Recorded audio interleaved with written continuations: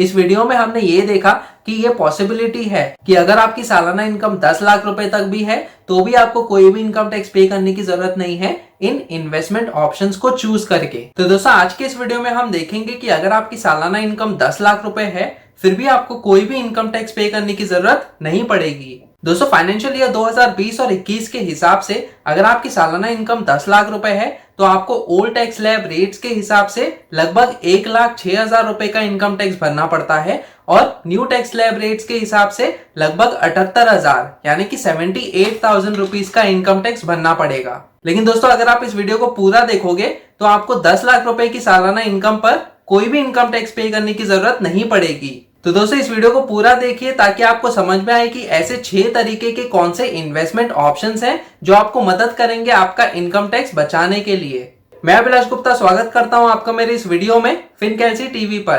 तो चलिए शुरू करते हैं। सब्सक्राइब कीजिए फिनकैल्सी टीवी चैनल को और बेल आइकन को दबाइए लेटेस्ट पर्सनल फाइनेंस न्यूज सबसे पहले। दोस्तों आगे बढ़ने से पहले मैं आपको थोड़ी सी चीजें बता दूं। बजट 2020 में new tax slab rates introduce किए गए हैं जो कि ओल्ड टैक्स स्लैब रेट्स के हिसाब से थोड़े से रिड्यूस टैक्स स्लैब रेट्स हैं। दोस्तों इन न्यू टैक्स स्लैब रेट्स के साथ एक कंडीशन भी आई थी कि अगर आप new tax slab rates choose करते हो अपना इनकम टैक्स कैलकुलेट करने के लिए तो आपको कोई भी इन्वेस्टमेंट्स या डिडक्शंस का फायदा नहीं मिलेगा। और अगर आप old tax slab rates choose करते हो अपना इनकम टैक्स कैलकुलेट करने के लिए तो आप सारे के सारे इन्वेस्टमेंट्स ऑप्शंस या फिर डिडक्शंस का फायदा उठा सकते हो और अपना इनकम टैक्स बचा सकते हो। दोस्तों बजट 2020 के हिसाब से फाइनेंशियल ईयर 2020 और 21 के लिए आपका इनकम टैक्स कैसे कैलकुलेट होगा इसका भी वीडियो मैंने आपके लिए बनाया हुआ है। एक्सेल फाइल एग्जांपल्स के जरिए हमने उस वीडियो में देखा है कि किस हिसाब से आपका इनकम टैक्स कैलकुलेट होगा फाइनेंशियल ईयर 2020 और 21 के लिए। दोस्तों इस वीडियो का लिंक आपको डिस्क्रिप्शन सेक्शन में मिल जाएगा। दोस्तों मैंने आपके लिए एक फ्री एंड्रॉइड ऐप जिसका नाम है फिनकैल्सी ये भी बनाया हुआ है जो कि आपको मदद करेगा आपका इनकम टैक्स कैलकुलेट करने के लिए। तो फाइनेंशियल ईयर 2020 और 21 के लिए ओल्ड टैक्स स्लैब रेट्स और न्यू टैक्स स्लैब रेट्स के हिसाब से आपका इनकम टैक्स कितना होता है आप इस ऐप को डाउनलोड करके देख सकते हो, कंपेयर कर सकते हो कि आपको ओल्ड टैक्स स्लैब रेट्स को चूज करना चाहिए या न्यू टैक्स स्लैब रेट्स को चूज करना चाहिए। दोस्तों ये free Android app already play store पे अवेलेबल है और इसका लिंक मैंने डिस्क्रिप्शन सेक्शन में दिया हुआ है। तो जल्दी से डाउनलोड कीजिए मेरा फ्री एंड्रॉइड ऐप फिनकैल्सी और जानिए अपना इनकम टैक्स फाइनेंशियल ईयर 2020 और 21 के लिए। दोस्तों दूसरी इंपॉर्टेंट चीज ये है कि अगर आप किसी भी तरह अपना नेट टैक्सेबल इनकम 5 लाख या उससे नीचे लाते हो तो आपको कोई भी इनकम टैक्स पे करने की जरूरत नहीं पड़ेगी जो कि हम देखेंगे आज के इस वीडियो में। तो अगर आपने मेरा इनकम टैक्स कैलकुलेशन वाला जो वीडियो है वो देखा होगा तो आपको पता होगा कि अगर आपकी नेट टैक्सेबल इनकम 5 लाख या उससे नीचे है तो आपको कोई भी इनकम टैक्स पे करने की जरूरत नहीं है। अब हम ये नेट टैक्सेबल इनकम 5 लाख से कम कैसे ला सकते हैं ये आपको पता चलेगा इस वीडियो में, जिसमें हम देखेंगे कि ऐसे कौन से इन्वेस्टमेंट ऑप्शंस हैं जो आपको मदद करेंगे आपका नेट टैक्सेबल इनकम 5 लाख से नीचे लाने में। तो चलिए दोस्तों अब हम देखते हैं ऐसे 6 तरीके, ऐसे 6 इन्वेस्टमेंट ऑप्शंस जिसकी मदद से आपको कोई भी इनकम टैक्स पे करने की जरूरत नहीं है भले ही अगर आपकी सालाना इनकम 10 लाख रुपए है। तो दोस्तों सबसे पहला ऑप्शन जो आता है वो होता है स्टैंडर्ड डिडक्शन ऑफ ₹50,000। तो दोस्तों अगर आप एम्प्लॉय हो या फिर पेंशनर हो तो आपको एक फ्लैट डिडक्शन मिलता है जो कि होता है 50,000 रुपए का। तो आपकी जो ग्रॉस इनकम होती है उसमें से आप डायरेक्टली 50,000 रुपए कम कर सकते हो एज अ स्टैंडर्ड डिडक्शन और उसे क्लेम कर सकते हो अपना नेट टैक्सेबल इनकम कम करने के लिए। दोस्तों एक इंपॉर्टेंट चीज नोट करने की ये है कि ये जो स्टैंडर्ड डिडक्शन है ये सिर्फ एम्प्लॉय और पेंशनर को एप्लीकेबल होगा। अगर आप कोई बिजनेसमैन हो तो आपको ये स्टैंडर्ड डिडक्शन क्लेम करने का ऑप्शन नहीं मिलेगा दोस्तों। तो दोस्तों मैंने ये अज्यूम किया है कि अगर आप एम्प्लॉय या पेंशनर हो तो आपको ये स्टैंडर्ड डिडक्शन क्लेम करने का मौका मिलेगा और जो आपकी ग्रॉस इनकम है जो कि 10 लाख रुपए है उसमें से अगर हम 50,000 रुपए माइनस करते हैं तो आपकी नेट टैक्सेबल इनकम हो जाती है 9,50,000 रुपीज यानी कि 9,50,000 रुपए। दोस्तों दूसरा ऑप्शन है सेक्शन 80C। तो इस सेक्शन 80C में बहुत सारे ऑप्शंस आते हैं जैसे कि आपका एम्प्लॉय प्रोविडेंट फंड हो गया। तो अगर आप एम्प्लॉय हो और किसी ऑर्गेनाइजेशन में काम करते हो तो आपका जो एम्प्लॉयर है वो प्रोविडेंट फंड के नाम पे हर महीने आपकी सैलरी में से एक छोटा सा फ्रैक्शन डिडक्ट करता है और ये अमाउंट आपके प्रोविडेंट फंड के अकाउंट में ट्रांसफर हो जाता है दोस्तों। तो यही अमाउंट हम क्लेम कर सकते हैं सेक्शन 80C में। और एक ऑप्शन है दोस्तों वो है पब्लिक प्रोविडेंट फंड जो कि एक गवर्नमेंट बैक सेविंग स्कीम है और ये स्कीम 15 साल तक वैलिड रहती है दोस्तों। यानी कि आपका जो पैसा है वो 15 साल तक लॉक्ड इन रहता है। तो इसमें भी अगर आप कोई इन्वेस्टमेंट करते हो तो आप सेक्शन 80C के अंडर क्लेम करके अपना नेट टैक्सेबल इनकम कम करवा सकते हो। दोस्तों पीपीएफ यानी कि पब्लिक प्रोविडेंट फंड में आपका इंटरेस्ट कैसे कैलकुलेट होता है, इसके लिए भी मैंने अलग से वीडियो बनाया हुआ है, जिसमें हमने एक्सेल फाइल एग्जाम्पल्स के जरिए देखा है कि किस हिसाब से आपका मंथली इंटरेस्ट कैलकुलेट होगा पीपीएफ में और एनुअल कंपाउंडिंग होगा आपके पीपीएफ के अकाउंट में। तो दोस्तों अगर आपको मंथली इंटरेस्ट कैलकुलेशन जानना है पीपीएफ में तो आप मेरा वो वाला वीडियो देख सकते हो, जिसका लिंक मैंने ऑलरेडी डिस्क्रिप्शन सेक्शन में भी दिया हुआ है। दोस्तों और एक ऑप्शन आता है आपके सेक्शन 80C में, वो होता है 5 ईयर फिक्स्ड डिपॉजिट्स। ये एक स्पेशल फिक्स्ड डिपॉजिट्स होते हैं दोस्तों, जो कि 5 साल तक के लिए होते हैं, जो कि आपको मदद करेंगे अपना इनकम टैक्स भी बचाने के लिए। दोस्तों फिक्स डिपॉजिट में इंटरेस्ट कैसे कैलकुलेट होता है, इसके लिए भी मैंने एक वीडियो बनाया हुआ है, जिसका लिंक आपको डिस्क्रिप्शन सेक्शन में मिल जाएगा। दोस्तों और एक ऑप्शन आता है सेक्शन 80C में, वो है ELSS यानी कि इक्विटी लिंक सेविंग स्कीम। दोस्तों ये एक तरह के म्यूचुअल फंड होते हैं जो कि 3 साल तक के लिए लॉक्ड इन रहते हैं।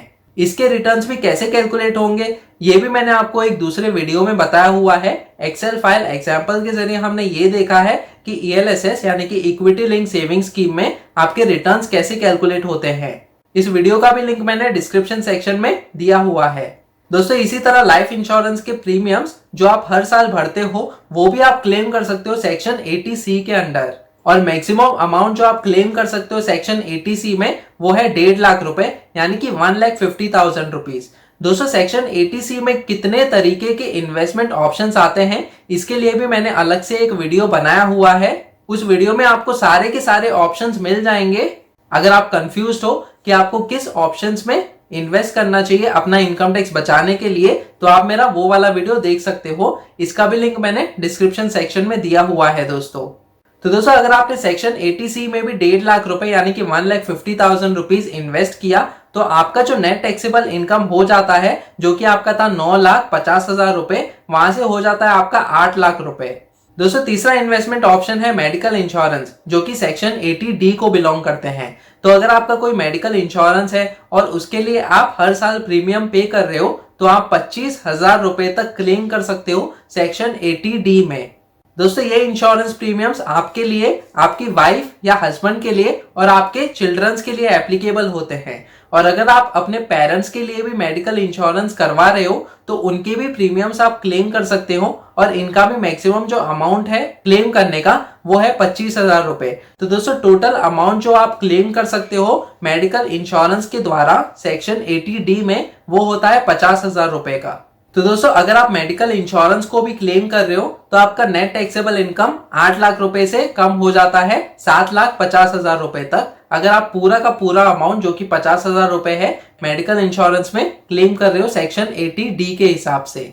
दोस्तों चौथा ऑप्शन है HRA यानी कि हाउस रेंट अलाउंस। तो अगर आप किसी ऑर्गेनाइजेशन में काम करते हो तो हो सकता है आपकी पे स्लिप में HRA यानी कि हाउस रेंट अलाउंस का कंपोनेंट आ रहा होगा। तो दोस्तों अगर आप रेंटेड एकोमोडेशन में रहते हो तो कंपनी आपको हाउस रेंट अलाउंस के नाम पे एडिशनल बेनिफिट्स देती है, जिसे आप क्लेम कर सकते हो अंडर सेक्शन 10।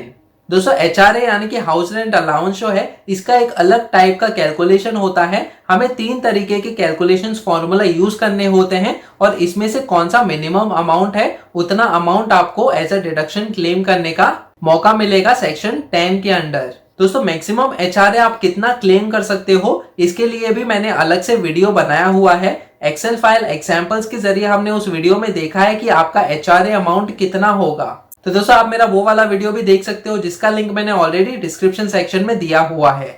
दोस्तों पांचवा ऑप्शन है, अगर आपने होम लोन लिया हुआ है तो उस पे आप EMI पे करते होगे, तो उस EMI में जो आपका इंटरेस्ट का कंपोनेंट है वो आप क्लेम कर सकते हो सेक्शन 24 के अंडर। तो दोस्तों मैक्सिमम इंटरेस्ट अमाउंट जो आप क्लेम कर सकते हो अंडर सेक्शन 24 वो है 2 लाख रुपए यानी कि 2 लाख रुपीज। तो दोस्तों हर महीने जो आप EMI भरते हो अपना होम लोन पे करने के लिए, उसमें से जो इंटरेस्ट कंपोनेंट है वो आप क्लेम कर सकते हो सेक्शन 24 के अंडर। और दोस्तों जो प्रिंसिपल अमाउंट है वो आप क्लेम कर सकते हो सेक्शन 80C के अंडर, जो कि हमने ऑलरेडी पहले देखा हुआ है, जिसका लिमिट 1.5 लाख रुपए है। तो दोस्तों जो मैंने आपको चौथा वाला ऑप्शन बताया था जो कि हाउस रेंट अलाउंस का है, वो वाला ऑप्शन आप यूज कर सकते हो, या फिर आप ये पांचवा ऑप्शन यूज कर सकते हो जो कि है आपका होम लोन इंटरेस्ट क्लेम करने का, जो कि आपको मैक्सिमम बेनिफिट्स देगा 2 लाख रुपए तक सालाना। तो दोस्तों अगर हम ये मैक्सिमम 2 लाख रुपीस का डिडक्शन क्लेम करते हैं जो कि हमारा होम लोन का इंटरेस्ट कंपोनेंट है सेक्शन 8024 के अंडर, तो हमारा नेट टैक्सेबल इनकम हो जाता है 7.5 लाख रुपए से लेके 5.5 लाख रुपए यानी कि 5,50,000 रुपीज। दोस्तों छठा ऑप्शन है सेक्शन 80CC-D1B के अंडर जिसे हम कहते हैं नेशनल पेंशन स्कीम। दोस्तों इस स्कीम के अंडर आप मैक्सिमम 50,000 रुपए तक का इन्वेस्टमेंट करके उसे क्लेम कर सकते हो सेक्शन 80CC-D1B में और अपना इनकम टैक्स बचा सकते हो। तो दोस्तों अगर आपने एनपीएस यानी कि नेशनल पेंशन स्कीम में 50,000 रुपए का इन्वेस्टमेंट किया तो आपका नेट टैक्सेबल इनकम आ जाता है 5.5 लाख रुपए से लेके 5 लाख रुपए पे। और जैसे कि हमको पता है कि अगर आपका नेट टैक्सेबल इनकम 5 लाख या उससे कम है तो आपको कोई भी इनकम टैक्स पे करने की जरूरत नहीं है। तो दोस्तों इस हिसाब से ये जो 6 इन्वेस्टमेंट ऑप्शंस हैं, इन इन्वेस्टमेंट ऑप्शंस को यूज करके आपकी जो ग्रॉस इनकम है 10 लाख रुपए से आप नेट टैक्सेबल इनकम को ला सकते हो 5 लाख रुपए तक और आपको कोई भी इनकम टैक्स पे करने की जरूरत नहीं पड़ेगी। दोस्तों इस वीडियो में जो हमने ऑप्शंस देखे हैं वो सारे के सारे ऑप्शंस हमें एप्लीकेबल नहीं होंगे। जैसे कि हमने देखा कि एचआरए का अगर कंपोनेंट हम यूज कर रहे हैं तो हमें होम लोन का कंपोनेंट यूज करने नहीं मिलेगा और अगर हम होम लोन का कंपोनेंट यूज कर रहे हैं तो एचआरए का कंपोनेंट हमें क्लेम करने नहीं मिलेगा। तो दोस्तों ये इंडिविजुअल पे डिपेंड करता है कि किस हिसाब से आपको कितना इन्वेस्टमेंट करना है, आपके इनकम पे डिपेंड करता है कि किस हिसाब से आप अपना नेट टैक्सेबल इनकम 5 लाख या उससे कम तक ला सकते हो। इस वीडियो में हमने ये देखा कि ये पॉसिबिलिटी है कि अगर आपकी सालाना इनकम 10 लाख रुपए तक भी है तो भी आपको कोई भी इनकम टैक्स पे करने की जरूरत नहीं है इन इन्वेस्टमेंट ऑप्शंस को चूज करके। दोस्तों अगर आप फिर भी कंफ्यूज हो कि आपका इनकम टैक्स कैसे कैलकुलेट होता है और किस इन्वेस्टमेंट ऑप्शंस में आपको इन्वेस्ट करना चाहिए ताकि आपको कम इनकम टैक्स पे करना पड़े, तो आप मेरा फ्री एंड्रॉइड ऐप फिनकैलसी डाउनलोड कर सकते हो जो कि आपको मदद करेगा आपका इनकम टैक्स कैलकुलेट करने के लिए। यह ऐप ऑलरेडी प्ले स्टोर पे अवेलेबल है और इसका लिंक मैंने डिस्क्रिप्शन सेक्शन में दिया हुआ है, तो आप वहां से डाउनलोड कर सकते हो और अपना इनकम टैक्स कैलकुलेट कर सकते हो। तो दोस्तों आज की इस वीडियो में इतना ही। अगर आपको ये वीडियो पसंद आया तो प्लीज इसे लाइक कीजिए, शेयर कीजिए अपने दोस्तों के साथ। अगर आप इस चैनल पे नए हो तो सब्सक्राइब कीजिए मेरे यूट्यूब चैनल फिनकैलसी टीवी को। सब्सक्राइब करते समय बेल आइकन को दबाना मत भूलिएगा ताकि आगे आने वाली ऐसी वीडियोस आप देख सके। फिर मिलेंगे किसी और पर्सनल फाइनेंस रिलेटेड टॉपिक को लेकर, तब तक के लिए धन्यवाद।